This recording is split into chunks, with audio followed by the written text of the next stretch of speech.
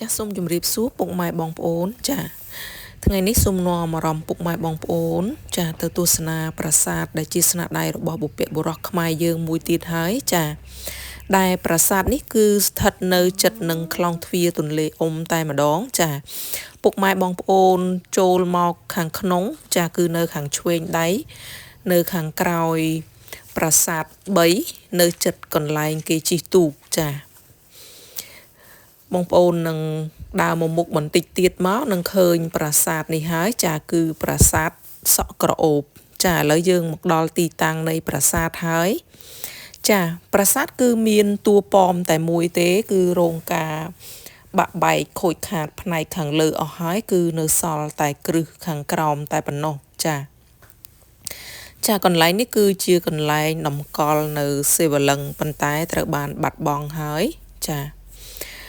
ពិតជាគួរឲ្យសោកស្ដាយមែនទែនដោយសារប្រាសាទគឺបាក់បែកនៅសល់តែគ្រឹះខាងក្រោមតែប៉ុណ្ណោះចាប្រាសាទសក់ក្រអូបនេះដែរគឺកសាងឡើងនៅសតវត្សទី10ក្នុងរាជ្យព្រះបាទយសោវរ្ម័នទី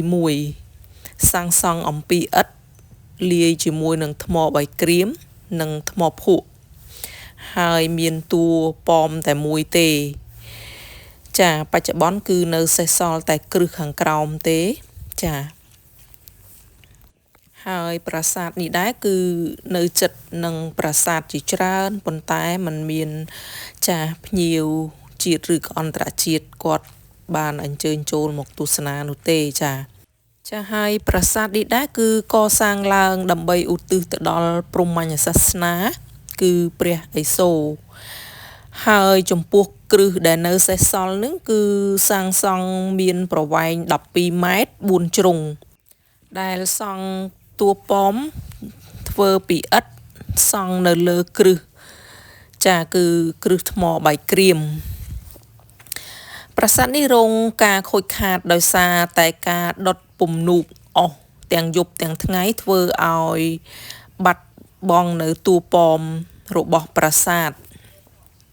ប្រសិនបើពុកម៉ែបងប្អូនមានចំណាប់អារម្មណ៍ចង់មកទស្សនាចាដើម្បីជាការលើកស្ទួយនិងគាំទ្រស្នាដៃរបស់បុព្វបុរសខ្មែរយើងពុកម៉ែបងប្អូនមកដល់ខ្លងទ្វារទន្លេអ៊ុំចាដើរចូលមកខាងឆ្វេងដៃចាបងប្អូននឹងឃើញមានប្រាសាទបាយក្អែកប្រាសាទលឹងប្រាសាទ3ចាបងប្អូនដើរហួសកន្លែងជិះទូកបន្តិចមកនឹងឃើញប្រាសាទសក់ក្រអូបនៅពីក្រោយនោះហើយចាគឺប្រាសាទនៅរាប់នឹងកសិនទឹកទន្លេអ៊ុំតែម្ដងចាគឺនៅចិត្តកន្លែងគេជិះទូកលេងកំសាន្តចានៅពេលមកដល់ទីតាំងនៃប្រាសាទនេះក៏ឃើញមានក្មេងៗគាត់នៅអង្គុយចាស្ទូចត្រីលេងចាហើយយើងក៏យកកង់ពួកគាត់មកជិះលេងកំសាន្តបន្ទាប់ពីទស្សនាប្រាសាទនិងបានថតទុកបង្ហាញជូនចា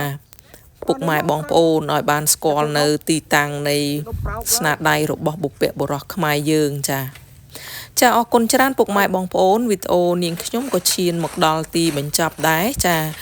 អរគុណពុកម៉ែបងប្អូនដែលចំណាយពេលវេលាទស្សនាវីដេអូរបស់នាងខ្ញុំចាសូមពុកម៉ែបងប្អូនជួយ Subscribe Channel YouTube នាងខ្ញុំម្នាក់មួយផងចាដើម្បីទទួលបាននៅវីដេអូថ្មីៗបង្ហាញពីទីតាំងចាប្រាសាទដែលជាស្នាដៃរបស់បុព្វបុរសខ្មែរយើងចាពេលនេះនាងខ្ញុំក៏សូមអរគុណចាសូមជម្រាបលា